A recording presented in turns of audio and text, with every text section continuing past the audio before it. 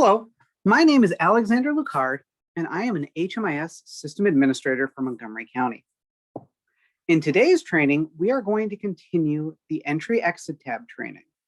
In the previous training, we looked at entering a client and what all is on the Entry Start Date tab.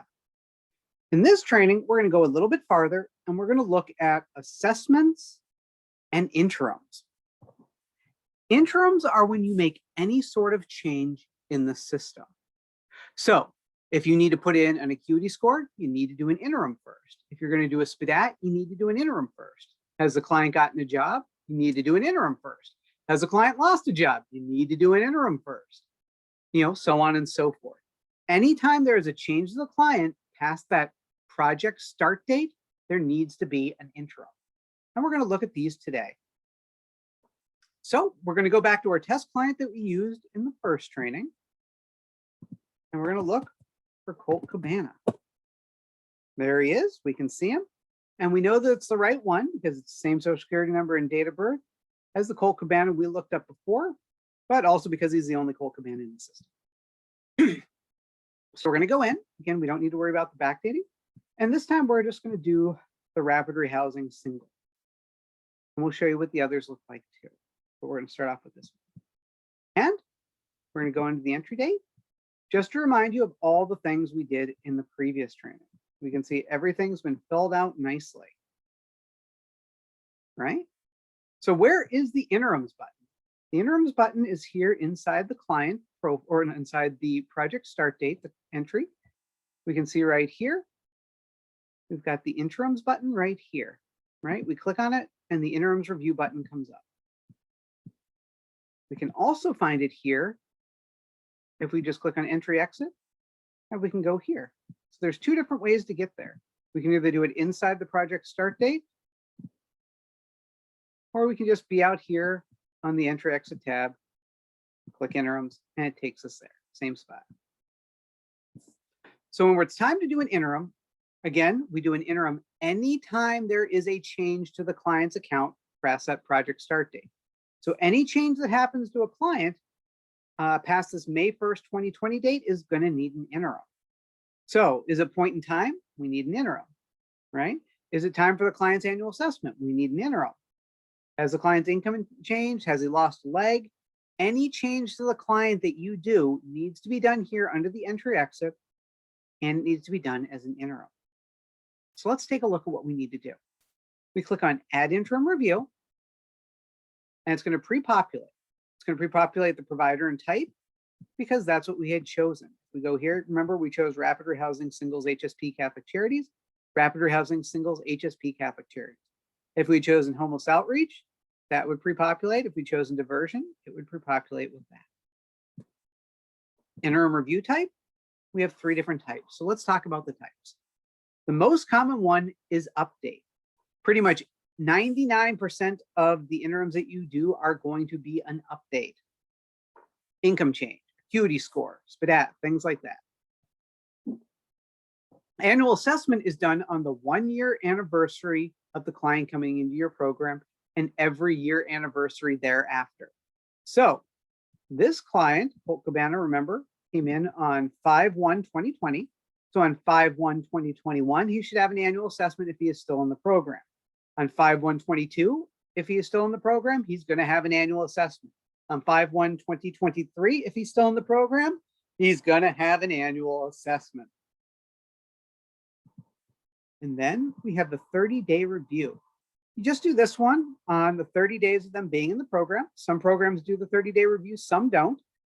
Check with your program type to make sure. But again, pretty much everything's going to be updated. And then once a year, you're going to have the annual assessment. Now, remember, we're doing an update for everything. And we're going to go in and we're going to do one of each. We're going to do an annual assessment and an update in this provider just to give us some practice. We're going to hit save and continue, right? We choose HUD.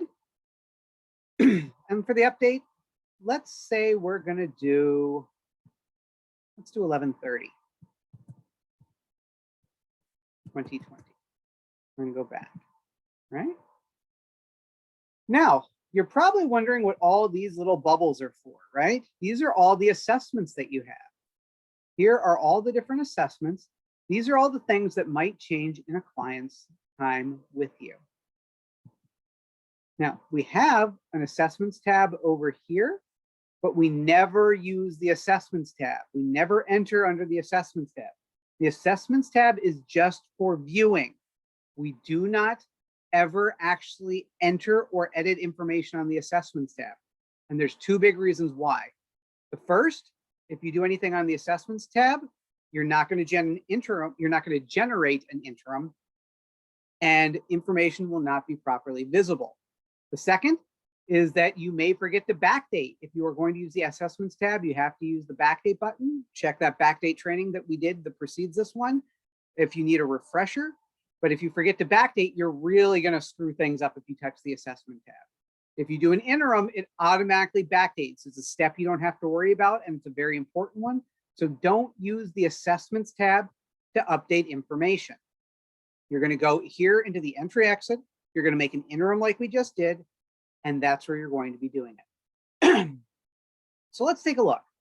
So we chose the review date of 11/30/2020. And what will happen is, if you are on the live version of the site, it's going to automatically default to your update screen. In this case, we've got HUD, COC, and ESG update. The wording is going to be different. We'll see that with the street outreach and the diversion versions. But we can see here, here's what the update one looks like. Right? This is where you put in your housing move-in date once they've moved into your program. And you can update other things like income, other HUD verification questions, and things like that. Now, we have a specific training just on HUD verification that follows this one. So we're going to cover what you do with updating monthly income, disabilities, non-cash benefits, and health insurance in detail within that training. We also have a series of trainings just on income because of how important that is and how easy it is to make mistakes. So in this training, we're just going to do some simple stuff to get you a little bit of your feet wet when it comes to doing interim. So the date is 11/30/2020. We're going to say this is the day he finally moves into the program. All we do is we put in the housing move-in date,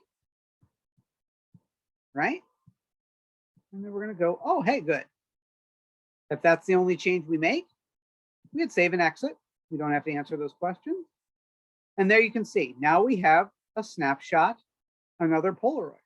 So that project start date shows the client exactly as he was on May 1st, 2020. This interim shows how they are exactly on 11/30/2020. Each interim is a Polaroid. It's a snapshot in time. It's a freeze frame showing the client's life at that exact moment and nothing past that moment. So if we go into 5/1/2020, it's only going to show what was true about the client on May 1st, 2020. It's not going to show any changes we made on 11/30/2020. And again, anytime there's a change, we do an interim. We're going to go in. Let's do another interim. And this time, let's say we're going to do the acuity scale for singles. Again, we want to do it here under the interim. We're going to choose the acuity button rather than the update button. And let's take a look. Start date. What's the start date? 6/10. Is that the date we want to do? That's the date we're doing. That's fine. And we would fill out the acuity score here and be done. There is a separate acuity score training. I don't want to double things up, so you have to hear things twice. But again, you see every time we do one, it's going to have an interim show up. And that's all there is to interim. Let's do an annual assessment. Annual assessment for 5/01/2021. Save and continue. We're going to go to the update screen just to check everything. We can see there's that previous interim change. And now we're just going to look through and see if anything has changed. With an annual assessment, there might not be any changes. So we just scroll through, and if nothing's changed, we just hit save and exit. And that's all there is to an annual assessment. As well, we've got 2 separate trainings just on annual assessments in case you need something more in depth.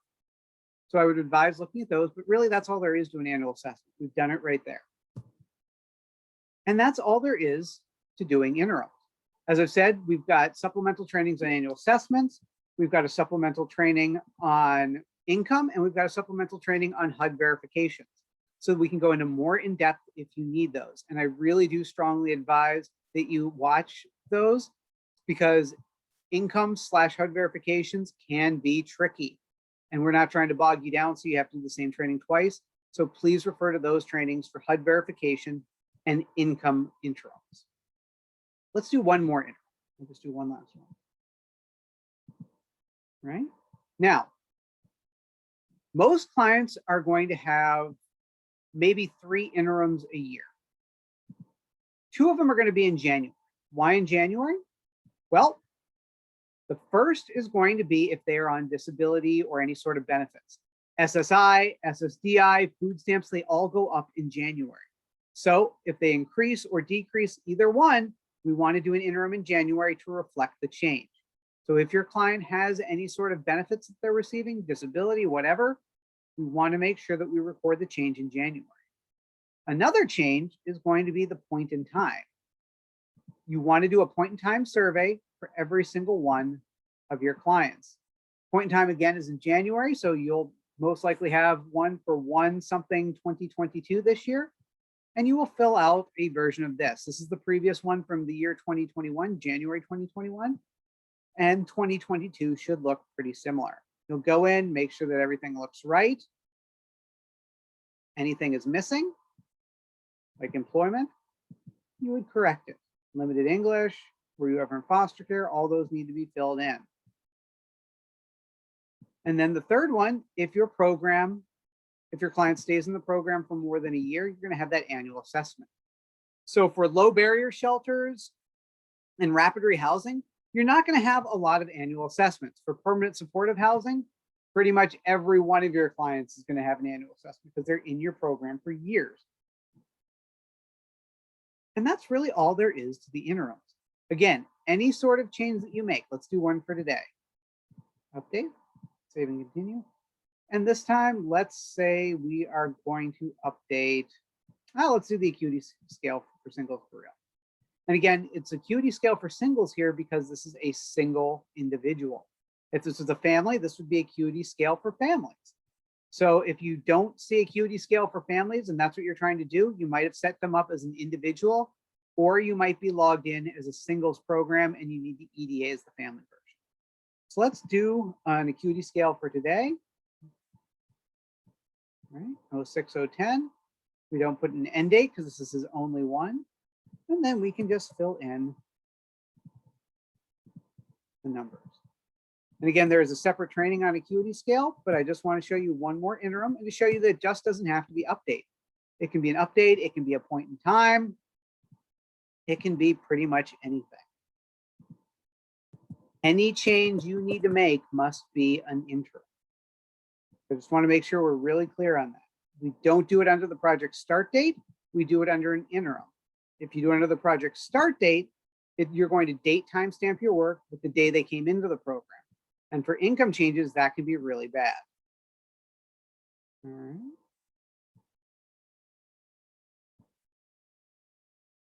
And then if we add everything up.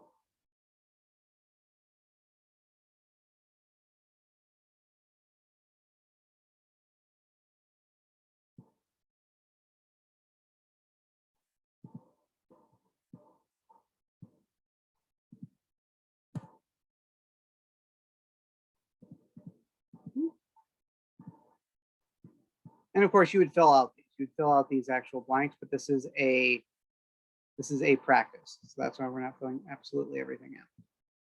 This is just practice to show you. And there we go. There's another interim. We're just showing you interims. And now let's take a quick show of what it looks like for outreach and diversion. It's 99% the same. So we're going in, we're going to choose an interim. Let's choose an interim again of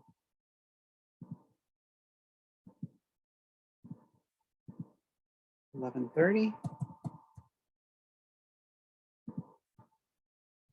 There we go, and we're going to choose. Now, as you can see here, for diversion, we don't have the same update tab at the beginning, right? What we do have is acuity scale for singles, acuity scale for family. We have different options. Do we need to do a diversion assessment? We do it here. We're just going to pick what diversion needs to do for their assessment. Are they updating employment? Are they updating insurance? Whatever you need to update. Their SPDAT, their acuity score. This is just what it would look like. It's defaulting to the acuity, and that's okay. You just have to pick which of those bubbles that you want to do. And for outreach, it's pretty similar.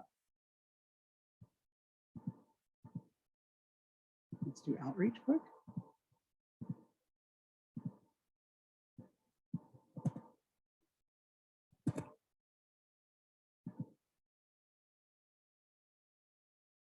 And you can see here we have path update. The other one was a different kind of update, but here we can see that this one defaults to the path update. Find income, and again, you would do all the updates here, right? You can see the history of the client. And if it wasn't income or one of the HUD verifications are primarily on your update tab, but maybe you need to do coordinated entry. Maybe you need to do a diversion assessment. Maybe you need to do the coordinated entry assessment. Maybe you need to do a SPDAT 2.0. What we want to do is just make sure that we click on the right bubble. Right? So we want to do a coordinated entry. And then we would fill out the change we need to make. Absolutely important, though, that we make all of our changes here by doing interims. As you can see, it's 99% the same for diversion, for path, for rapid rehousing / emergency shelter / permanent supportive housing. It's not completely the same, but it's close enough. And again, any change that you make, you're going to do an interim. And one last reminder, do not use the assessment tab here. Do not go in and go, oh, I'm going to do their SPDAT here. We don't do a VI SPDAT here. We do it by making an interim. And again, why don't we use the assessments tab except to look things up? We only use this to look things up because if we do the work here, an interim won't generate. And if you forget to backdate, it's going to mess up all of your work. So there are two things wrong here that prevent us from wanting to use the assessments tab. Now, if you're looking for an FSPDAT, you're going to use the measurement tab. This is where the FSPDATs live. This is the only place that they live. And this is where you're going to want to fill one out and backdate just to be safe. And really, that's all there is for interims and assessments. Because again, what you're doing is anytime there is a change to the client's account, in this case, Colt Cabana, you are going to do an interim. And then you are going to pick the assessment you're going to make a change in. And you're going to fill out the change there. So that change is date timestamped with the correct interim date. We don't want to make changes under the project start date, or any of those changes you make, instead of being on June 10th, 2021, which is today's date, those changes are going to be recorded as if he came in with them on 5/1/2020. So it's absolutely vital that anytime we make a change to a client's account, and we should be making regular changes to a client's account because life is not static, we need to do an interim. And that's all there is for today's training. Thank you guys for joining me. I really appreciate it.